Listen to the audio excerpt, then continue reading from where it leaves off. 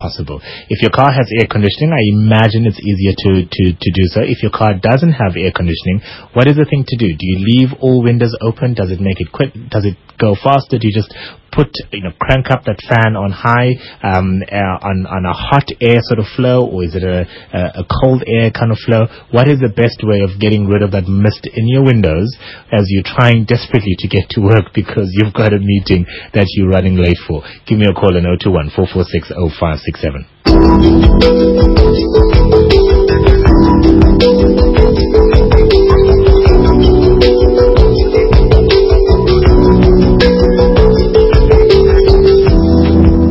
Keith in Boertesig, I'll come to your call shortly. Let's go to Colin in Welgemoot first. Colin, you wouldn't happen to have a very easy way of getting rid of mist in your car in the morning, would you? Not that we could mention on radio, I would imagine. I'm intrigued. I'm going, what could that be? No, let's rather not. I'll trust your judgment here. Let's talk about pest control. I suppose the simple answer is park it in the garage. It's not exposed to the mist. I would love to do or find out what the figure is of people that actually have a garage to park their cars in versus the people that have to use the road to park their cars. Because I imagine you'll find that there's a significantly large proportion of people that are having no choice, unfortunately, but to park their cars outside. Yeah, you and I are both going to get killed for this, so your question as to the pest control situation, if I may just position myself very quickly. Yeah. I'm the Vice President of the South African Pest Control Association for the entire country. Okay. And part of one of our many disciplines is the certification of homes in relation to beetle inspections and, of course, the deed of sale transfer. Yeah. Something that's not common knowledge is that the certificate that is issued, which then essentially clears the residence, is in fact a legal and binding document. Now, not to be sensationalist or anything like this, but the Consumer Protection Act as it stands now implies that there's recourse if there's things like latent defect or known problems that are not disclosed.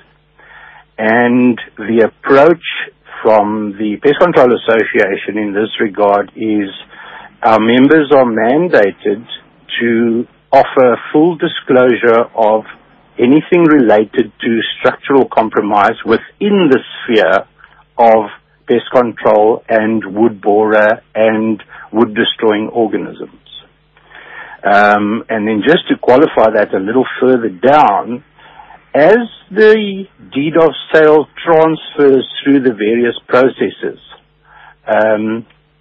these compliance certificates, amongst others, are electrical, gas, beetle, etc., that are being asked for, make up part of the qualification process for the transfer to in fact take place. So it's very important to have registered and competent people do your inspections, and those people are then also tasked to give reports, and then if there's treatments to be done, to qualify the treatments, and once the treatments have taken place, then to certify that it has taken place, and then release the property essentially into the next phase.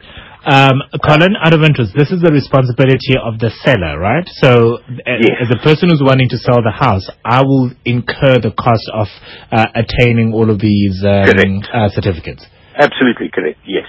All right, Colin. And under the broad aspects of consumer protectionism, there's a period after the sale where if there's something of substantial notification, for argument's sake, then legally there's a process which can be followed to then have it repaired or come to some mutual agreement. But the gist of the conversation is it's very important to have competent people do the inspections and the clarification, and also to ask and demand reports which indicate the standing of the building. Do you guys as an organization have a list of recommended service providers that people can go to? Yes, we do. What's the website address? The South African Pest Control Association website is obviously www.sapca, pets.org.za, and underneath there are also recommendations in terms of the content of a deed of sale. So we're assisting the realtors at the same time. Okay. That website address, again, Colin will hold it there, is www.sapca.org.za, and I'll make sure that link is detailed on our Heard on Air section on capetalk.co.za. Colin, thank you very much. I have no doubt in the next coming weeks we'll probably have you back on air and then just talk about pest control and the various certificates that one needs to have if people are choosing to sell their house. Keith is in Bordeaux. Hello, Keith. Hi there, Africa. How are you doing? I'm very good. Thank you very much, man. How are you doing? I listening to your show. Can you hear me? I can, yes. Go ahead. I've got a bit of a croaky voice, so just bear with me. Okay. Just hold on a sec. I'm actually going to pull over here. Otherwise, I'm going to get a 5,000. Yay!